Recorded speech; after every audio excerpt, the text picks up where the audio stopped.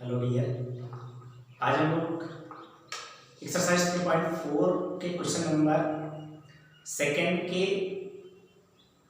Third पर बात करेंगे। और क्वेश्चन नंबर थर्ड को प्रतिस्थापन विषय नहीं बल्कि विलोपन विषय हम लोग को हल करना है। इस टाइप के क्वेश्चन को हम लोग प्रतिस्थापन विषय हल कर चुके हैं। आइए इस क्वेश्चन को हम लोग विलोपन विषय हल करते हैं। क्वेश्चन ये बोल रहा है कि दो अंकों की संख्या के अंकों का योग 9 है और इस संख्या का 9 गुना संख्या के अंकों को पलटने से बड़ी संख्या का 2 गुना है, तो वह संख्या ज्ञात कीजिए। तो इस प्रकार के क्वेश्चन को हम लोग प्रतिस्थापन विषय हल कर चुके हैं। अब हम लोग इसे विलोपन विषय हल करेंगे। तो आइए सबसे पहले मान लेते हैं, मान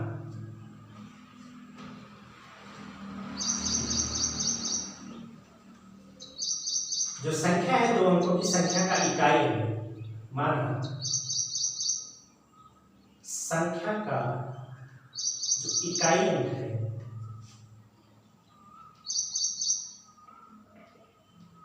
x है और जो दाहिने अंक है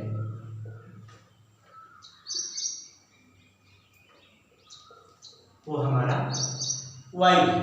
तो दो अंकों की जो संख्या हमारी फॉर्म होगी वो क्या हो जाएगी? तो दो अंकों की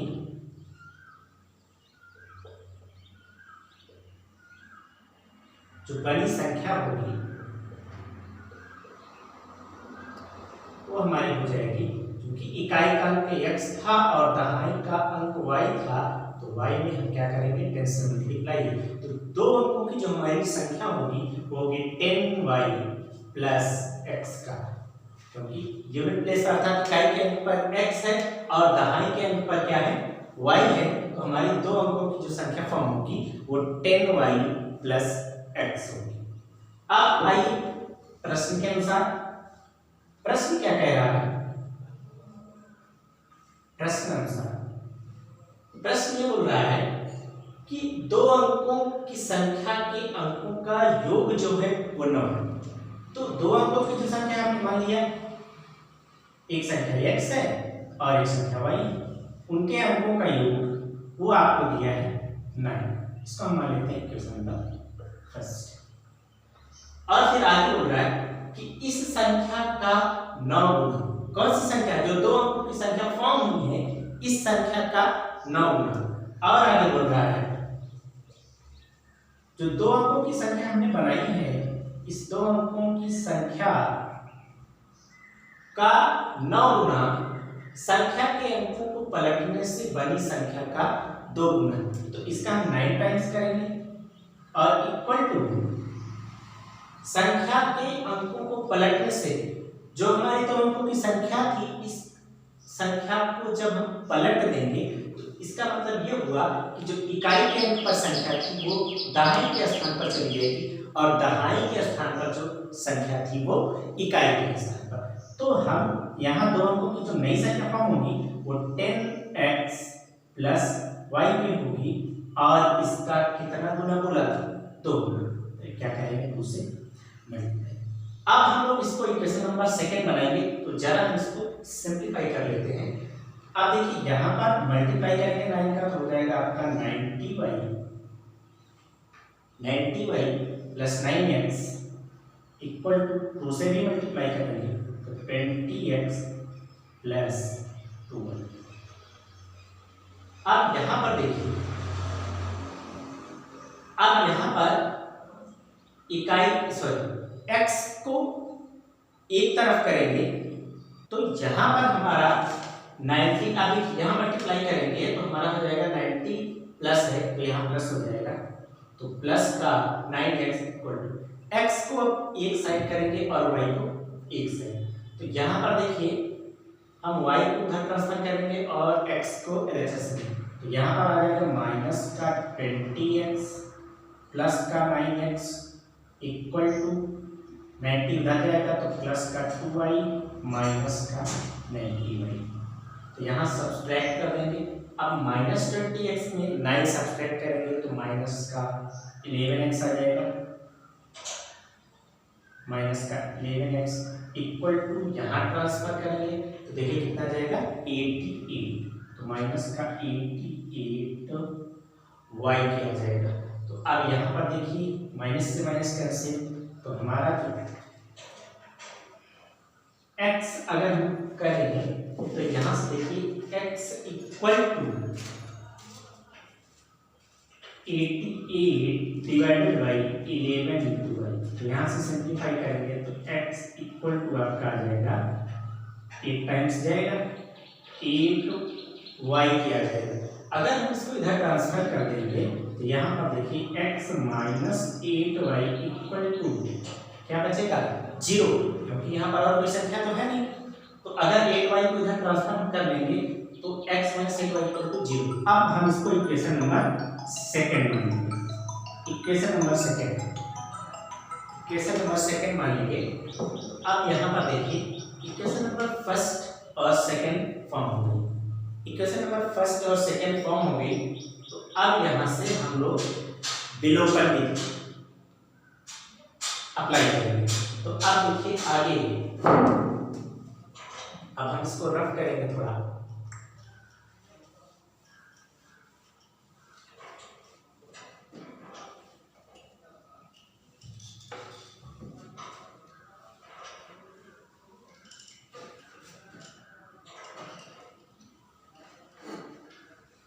क्या हमारा x था।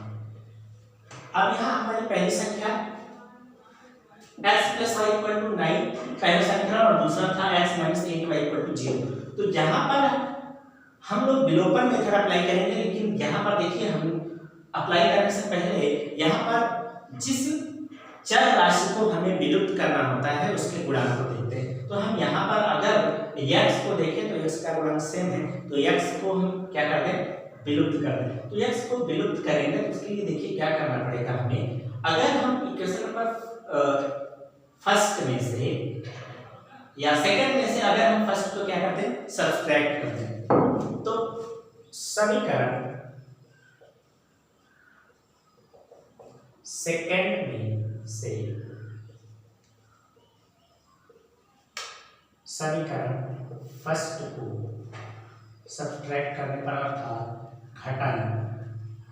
तो जब हम सब्सट्रैक्ट कर देंगे तो यहाँ पर देखिए आपका आएगा x minus 8y equal to 0 और दूसरा है x plus y equal to 9। अब यहाँ पर हम सब्सट्रैक्ट करेंगे तो x वाला जो टर्म है वो कैंसिल आउट हो जाएगा, और यहाँ देखिए प्लस माइनस का मल्टीप्लिकेशन माइनस होता है, तो माइनस 8 और माइनस का 1 तो माइनस का 9y इक्वल टू यहाँ पर देखिए 0 में 9 को हम क्या करेंगे ऐड करेंगे तो क्या जाएगा माइनस का 9, तो माइनस से माइनस कैंसिल, 9 से 9 कैंसिल, y इक्वल टू कितना आ गया 1। इसका मतलब y का मान 1 आ गया। अब y का मान किसी भी इक्वेशन में आप पुट अप कर दीजिए, तो हम फर्स्ट में कर देते हैं। तो यहाँ पर देखिएगा x y, अब y का मान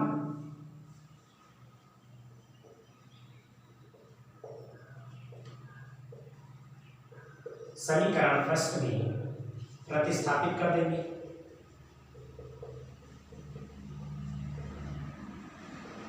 प्रतिस्थापित करने पर अब देखिए क्वेश्चन नंबर फर्स्ट में जब इसको हम प्रतिस्थापित करेंगे सब्स्टिट्यूट करेंगे तो देखिए x प्लस 1 इक्वल टू 9, तो x इक्वल टू 1 उधर सब्ट्रैक्ट हो जाएगा तो 9 माइनस 1, x इक्वल टू हमारा क्या आ गया 8।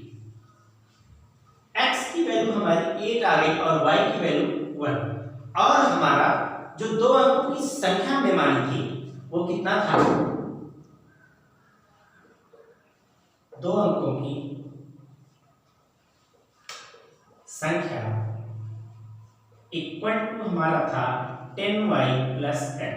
अब यहाँ पर x और y का मान हम लोग पुट अप कर देंगे, तो जो दो अंकों की संख्या हमारी थी वो फाइंड हो जाएगी। तो यहाँ पर देखिए हमारा 10 इंटू वाई की वैल्यू 1 थी प्लस x, और x की वैल्यू हमारी कितनी थी 8। तो यहाँ पर देखिए 10 प्लस 8 दैट मीन्स 18। तो जो दो अंकों की संख्या थी, दो अंकों की संख्या जो हमारे पास थी वो कितनी आ गई है? 80। यही क्या है आपका आंसर। और यही हमसे पूछा था कि वो दो अंकों की संख्या कौन सी थी। अब हम लोग बात करेंगे क्वेश्चन। आइए अब बात करते हैं क्वेश्चन नंबर सेकंड के फोर्थ पर। फोर्थ क्वेश्चन बोल रहा है, माना मीना 2000 रुपए निकालने के लिए एक बैंक गई। उसने खजांची से 50 रुपए तथा 100 रुपए के नोट देने के लिए कहा। मीना ने कुल 25 नोट प्राप्त किए। अब ज्ञात क्या करना है? ज्ञात कीजिए कि उसने 50 रुपए और 100 रुपए के कितने कितने नोट प्राप्त किए। तो यहाँ पर हमें इस क्वेश्चन को विलोपन विधि से सॉल्व करना है। आइए देखते हैं क्वेश्चन को कैसे सॉल्व करते हैं हम विलोपन विधि से। तो यहाँ पर देखिए 50 रुपए और 100 रुपए के मिलाकर के मीना के पास कुल 25 नोट थे। तो हम मान लेते हैं कि मीना के पास 50 रुपए के एक्स नोट थे और 100 रुपए के वाई नोट थे। तो यहाँ पर हम लोग सॉल्यूशन में बात करेंगे। माना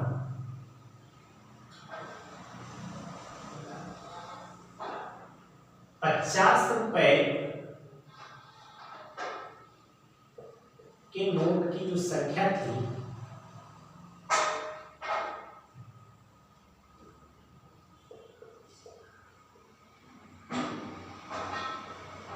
x थी और 100 रुपए के नोट की जो संख्या थी वो y। अब प्रश्न के अनुसार आइए, प्रश्नानुसार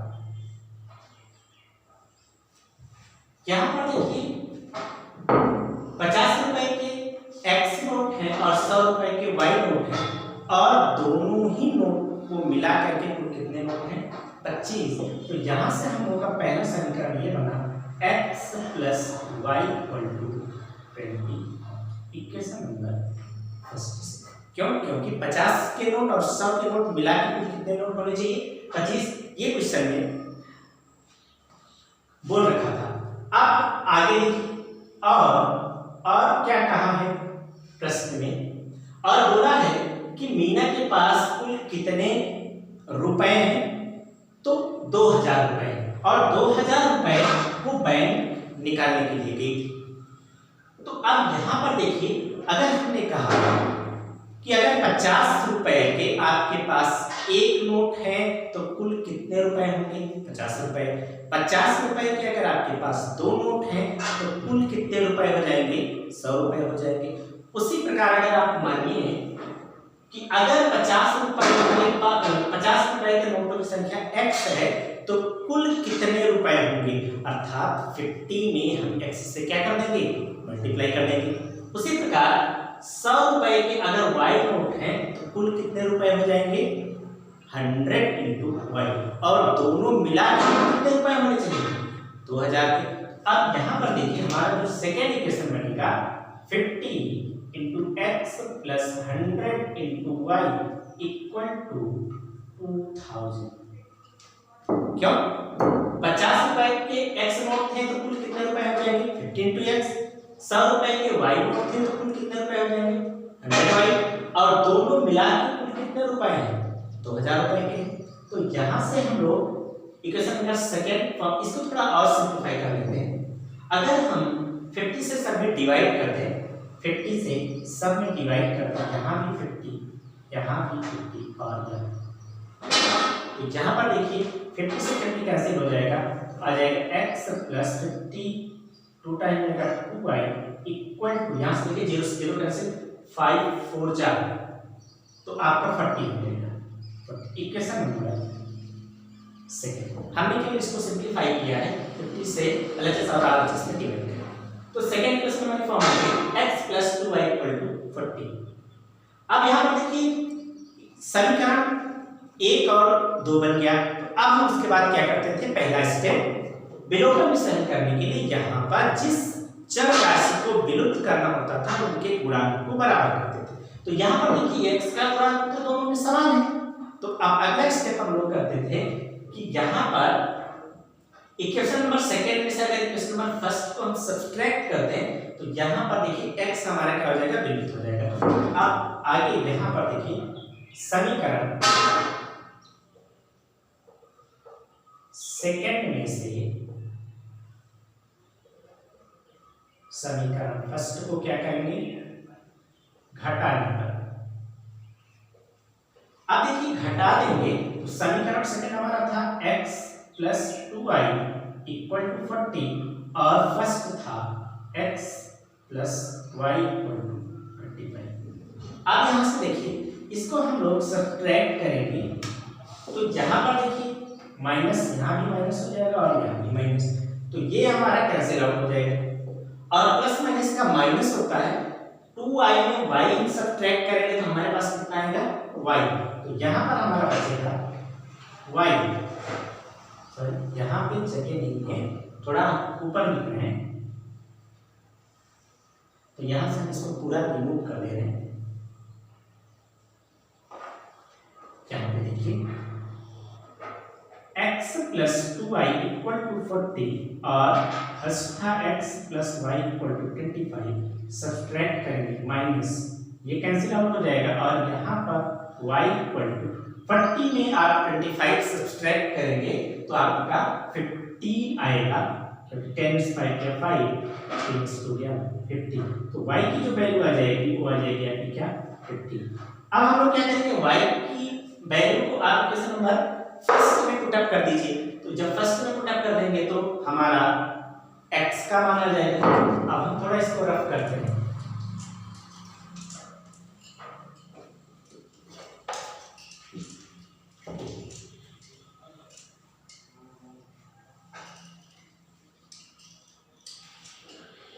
अब यहां पर देखिए y का मान समीकरण 1 में प्रतिस्थापित करने में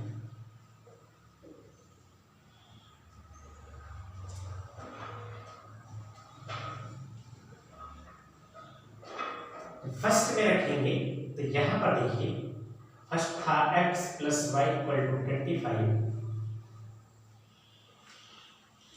और y इक्वल टू था हमारा 15, x प्लस 15 इक्वल टू 25, 15 उधर सब्ट्रैक्ट कर देंगे तो 25 minus 15, x equal to 10, x equal to हमारा कितना आ गया 10।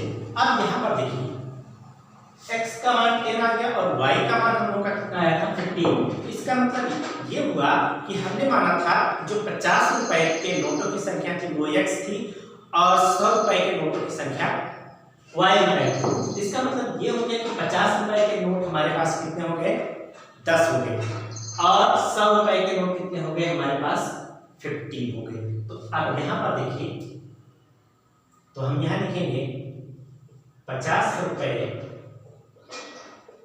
के नोट कितने आपके पास हो जाएंगे 10 और 100 रुपए के आपके पास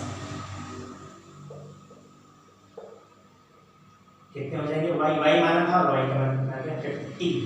तो तभी तो देखिए क्या है हमारा तो आंसर यही आ गया, आंसर हो जाएगा कि 50 रुपए के 10 नोट और 100 रुपए के 15 नोट। अब देखिए क्वेश्चन में अगर देखिए तो वो बोला था कि जब वो खजांची से मीना बोलती है कि हमें 2000 रुपए निकालने हैं और 50 और 100 रुपए के चाहिए, तो 50 और 100 को मिलाकर कुल कितने नोट हुआ करते थे 25। आप यहाँ पर देखिए 50 के 10 लिया उसने और 100 के 15, तभी तो 25 हुआ है कि नहीं। इसका मतलब यहाँ पर हमारा आंसर सही था। ठीक है, अब हम लोग बात करेंगे क्वेश्चन नंबर नेक्स्ट। क्वेश्चन है आपका सेकंड का लास्ट क्वेश्चन है। फिर क्वेश्चन बोल रहा है कि किराए पर पुस्तक देने के लिए किसी पुस्तकालय का प्रथम 3 दिनों का एक नियत किराया है तथा उसके बाद प्रत्येक अतिरिक्त दिन का अलग किराया है और 7 दिनों तक एक पुस्तक रखने के लिए 27 रुपए अदा किए, जबकि सुशी ने एक पुस्तक 5 दिनों तक रखने के लिए 21 रुपए अदा किए। और क्वेश्चन में पूछ क्या रहा है, बोल रहा है कि नियत किराया तथा प्रत्येक अतिरिक्त दिन का किराया ज्ञात कीजिए। अब इस क्वेश्चन को हम लोग विलोपन निश्चय कैसे हम करेंगे, यहाँ पर देखिए, यहाँ पर पुस्तकालय जो है, पुस्तकालय का पुस्तक जो देने वाला है, किसी पुस्तकालय का प्रथम 3 दिन का जो नियत किराया है, तो हम मान लेते हैं कि माना जो नियत किराया है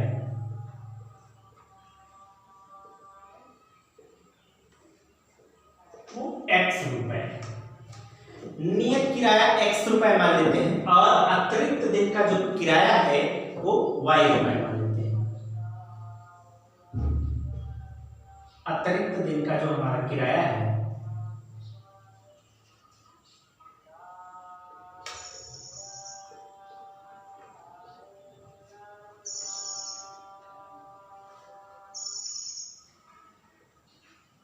वो y रुपीस है।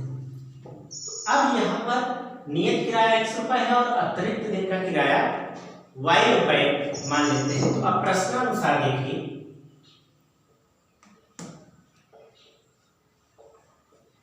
प्रश्नानुसार सरिता के लिए, सरिता ने पुस्तक कितने दिन तक रखा, 7 दिनों तक। 7 दिनों तक पुस्तक रखने के बाद उसने कितने रुपए अदा किए, 27। तो यहाँ पर देखिए, इसका मतलब ये हुआ, अगर 7 दिनों तक सरिता ने पुस्तक को रखा था तो पहले तो वो नियत किराया दिया होगा, अब प्लस 7 दिन का अतिरिक्त किराया दिया। तो यहाँ पर हमारा इक्वेशन बनेगा सरिता के लिए। तो यहाँ पर देखिए, सरिता ने x रुपए तो दिया क्योंकि नियत किराया, प्लस अगर हम कहें अतिरिक्त जो दिन का है किराया है, 1 दिन का y रुपए है, और ऐसे कितने दिन तक उसने रखे हैं, 7 दिनों तक। तो 7 दिन तक क्या करेंगे, 7 से मल्टीप्लाई, तो 7 दिनों का जो किराया अतिरिक्त हो जाएगा वो y। इसका मतलब यहाँ पर जो अतिरिक्त दिन का किराया हमने लिखा है ये प्रत्येक दिन का है, प्रत्येक अतिरिक्त दिन का y रुपए। तो ऐसे कितने दिन है, 7 दिन। तो और कुल मिला के सरिता ने कितने रुपए दिए, 27 रुपए, 27। तो हम इसको इक्वेशन नंबर फर्स्ट मान लेते हैं।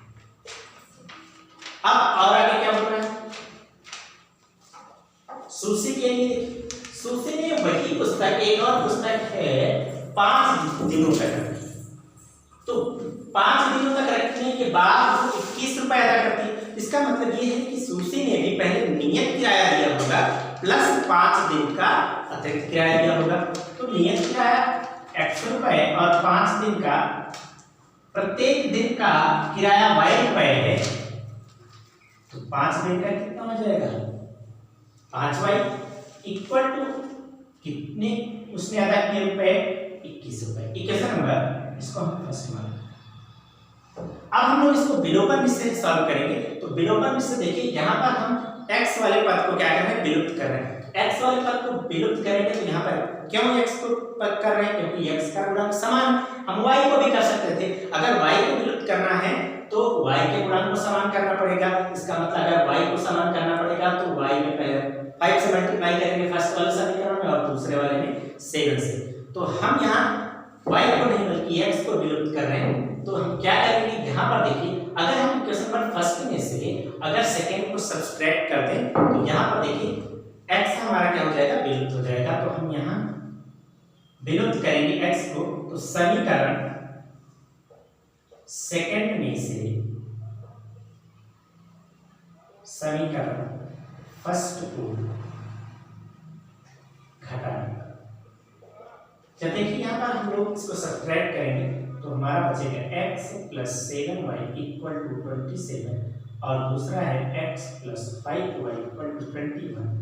सब्ट्रैक्ट करेंगे माइनस माइनस, ये हो जाएगा कैंसिल। 7 में से 5 सब्ट्रैक्ट करेंगे तो 2y आएगा इक्वल टू, यहाँ पर 27 में से हम 21 सब्ट्रैक्ट करेंगे तो 6 आ जाएगा। तो यहाँ पर y की वैल्यू क्या आ जाएगी, y equal to 6 divided by 2 simplify करेंगे 3 टाइम्स जाएगा, तो y इक्वल टू कितना आ गया, 3 आ गया। अब देखिए y का मान हमारा 3 आ गया, तो y का मान हम लोग किसी भी इक्वेशन में पुट कर सकते हैं। तो y का मान हम इक्वेशन नंबर फर्स्ट में ही पुट करते हैं। अब देखिए यहाँ पर आप जिसको थोड़ा रफ करेंगे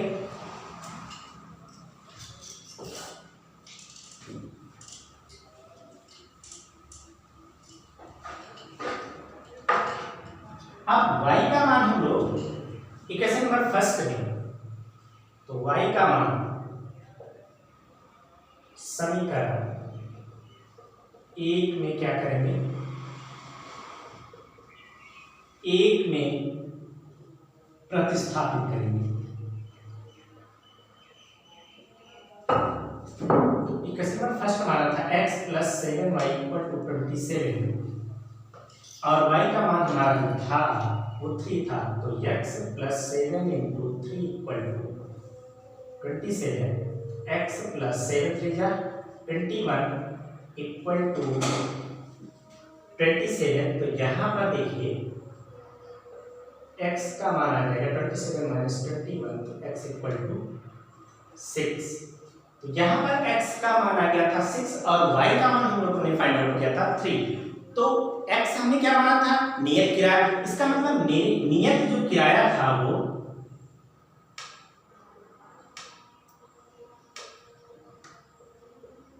नियत किराया = 6 रुपीस और प्रत्येक अतिरिक्त दिन का किराया